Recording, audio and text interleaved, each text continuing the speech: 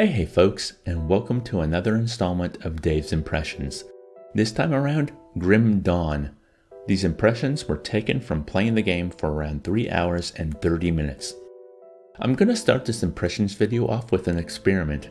I'm going to show you a minute of gameplay before I give my impressions. Let me know whether you think it adds or detracts to the video in the comments. Enjoy!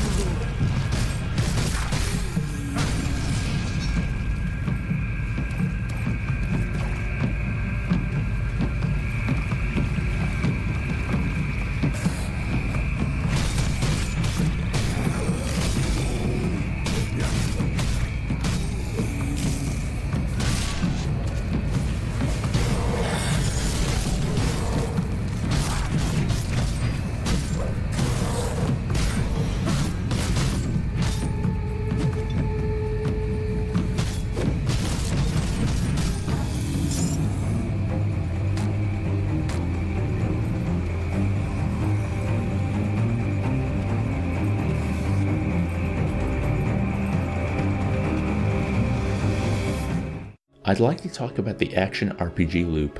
In my mind, it's as simple as kill, loot, upgrade, but it's the polish of this loop and how it triggers player psychology that makes these games so endlessly playable. For example, I, like many others, probably sunk more hours into Diablo 3 over the last few years than most games. You don't even feel it when you're playing, and then you look at the hours played on your character one day and you think to yourself, that can't be right. Really? Grim Dawn had a similar effect in that the time just flew by. I played 90 minutes the first evening without really noticing it. I wonder if it has the ability to keep players engaged in its later game. Grim Dawn has a regenerating health pool.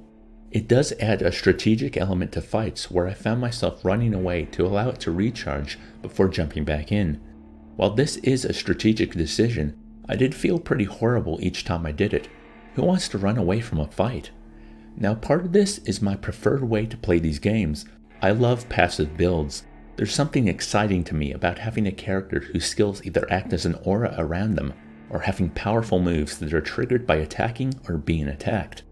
The Frost Aura Paladin in Diablo 2 was a favorite of mine for this reason. Although the downside of such a build is it can feel a bit boring the longer you play, as there is no real strategic decision other than what enemies to focus on and when to retreat to allow your health to regenerate. This is somewhat alleviated by the ability to spec into a second class, but I use that opportunity for added damage and an increased ability to heal. This opens up a question I've had about this genre in general for a while. When fighting a boss, there is this idea that you should run away to get out of the range of their giant attacks. But with potions in the right build, you can take the damage and keep wailing on them. Everything about the moment-to-moment gameplay of the action RPG genre facilitates this style of play. It kinda makes strategic decisions completely reliant on the build of the character. The strategy is in choosing which skills to pick and how much power to give them. For a caster, there is energy resource management and what attacks to use when, but it does strike me as odd that the actual combat is almost of the least concern for the player.